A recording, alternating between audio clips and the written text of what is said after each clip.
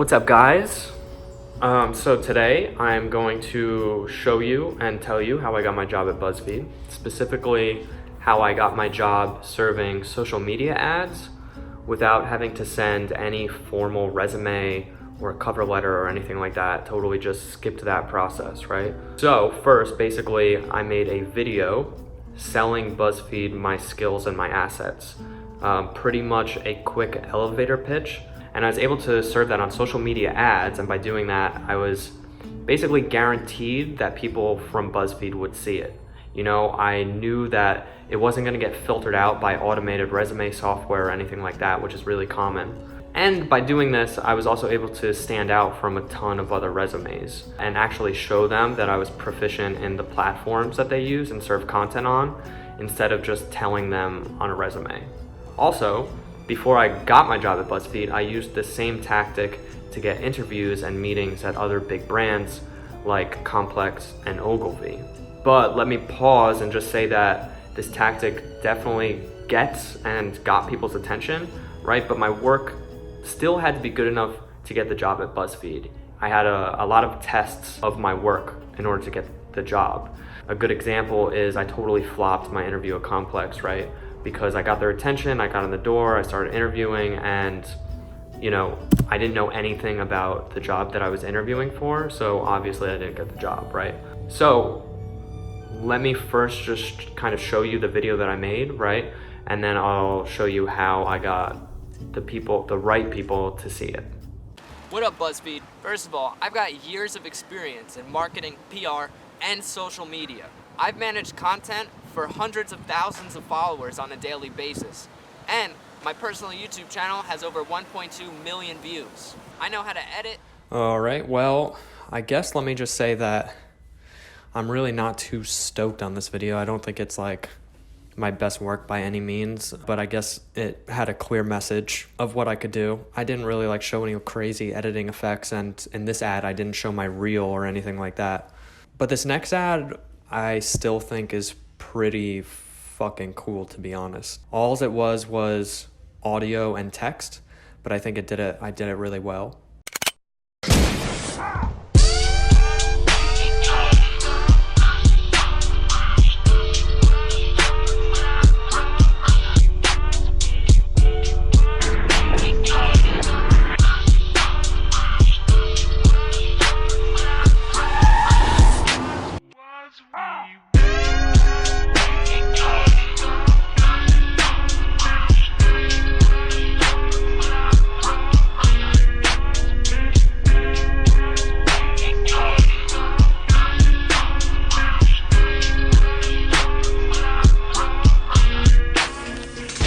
Wow, it's actually really funny that not until watching this do I remember that, yeah, the first meeting that I ever got from these ads was with Vice. And then also the part at the end, the recommendation from Google employees.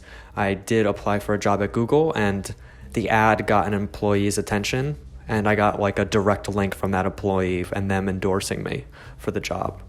I'm just gonna run through this pretty quickly, right? I had to create a separate Facebook page or like a business account, and then I needed to go into Business Manager. Now, today, I think you can run political ads and other ads from your personal Facebook account, but you need an identity verification, and it's a little bit of a longer process. I'm in the create ad section. You kind of create a campaign, and I did it for post engagement. I set a lifetime budget or daily budget, you know, like all these things is just things that you're gonna have to play with. But I think lifetime budget at your maximum that you're willing to spend is good. Otherwise, if you want to spend like, you know, $5 a day or $10 a day or whatever. And then on this page, the audience is really where everything matters. I wanted to kind of target people who have been with the company a while, or people who are not entry-level positions. So I put my age a little higher than like typical entry-level age, you know? So, you know, 25 and up.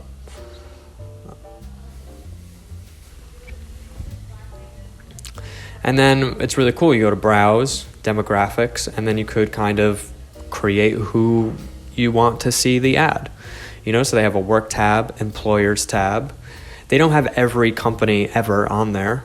But I looked out and BuzzFeed was on there, and it shows you the target audience size.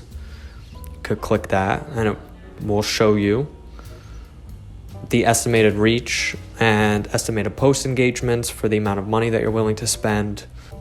And you can narrow it down. You could do a higher income to kind of narrow it down to people who are higher levels of the company. All right, then with LinkedIn, it was the same sort of deal. I had to make a separate business page on it in order to run the ads.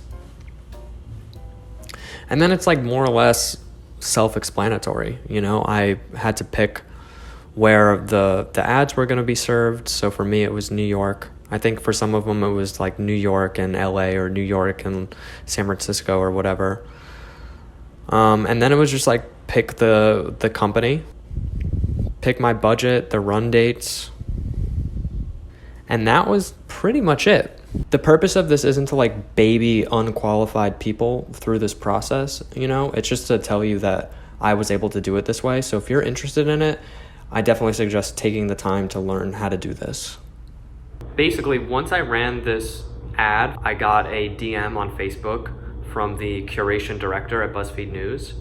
And at the time, he was basically just like, let's meet for coffee. I want to just get to know you. Because the video that I had made was basically just like, hey, I want to work for you. It wasn't applying for anything specific. There was no open position that I really wanted.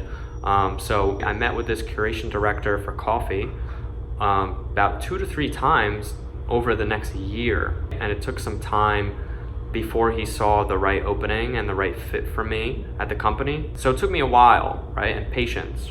And during the course of that year, from the same tactic, like I said, I interviewed at Complex. That was also from a Facebook and Instagram ad, I think. And I had 2 meetings at Ogilvy, the largest advertising agency in the world. And that ad was from a LinkedIn ad. The cool thing about the Ogilvy meeting is that it was with the head of social media there. It's not like this tactic just got me attention. I pretty much literally got the attention of the perfect person. I impressed them.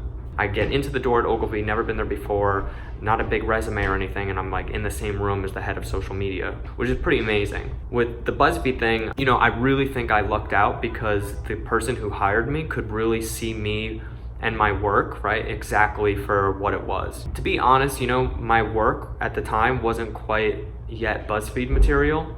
The people who work at BuzzFeed are super, super, super smart, and big companies like BuzzFeed have the luxury of only hiring the best of the best. They get so many applications. So I don't think my work was the best of the best. But this guy, he basically saw that there was potential, and he took the risk to hire me for a small little side project. And he knew that it was going to take time and energy to kind of mold me into the position that he created and wanted. So I literally had no clue what I was doing when I started there.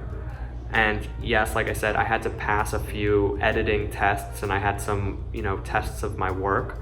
But there is like so much more to the gig, right, than just editing. And for that, I'm super grateful to the person who hired me. I know that this might sound a little bit confusing, where I'm like, my work had to be good enough to work for these companies. And then for me, on the other hand, to say, I don't think my work was the best of the best. What I think I'm trying to say is that by using this tactic, it was a good way for me to set myself apart from other people who might be applying from another huge media company. I had never worked at a major media company before, but I knew that I was capable of working for one. My title here is producer, and I work as a contract freelancer. And the cool thing about the ads too is that you could do it for just like a couple dollars at a time. It's not like you need to spend an insane amount of money. I pretty much was just like, I think that this is kind of my in. So I made a little budget for it, and I kind of stuck with it. Just like kept trying and experimenting and creating different target audiences, and I just had fun, and I got myself really comfortable with the interface. It took a lot of time, took a lot of patience. It took me over a year for there actually to be like a hire out of it, but that was my in, because I don't think that just a regular resume would have gotten me a job there. So I knew that in order for me to work for a big company like this, I had to get creative. And this was just the way that I did it. So hopefully, maybe you guys get something out of it, and cheers.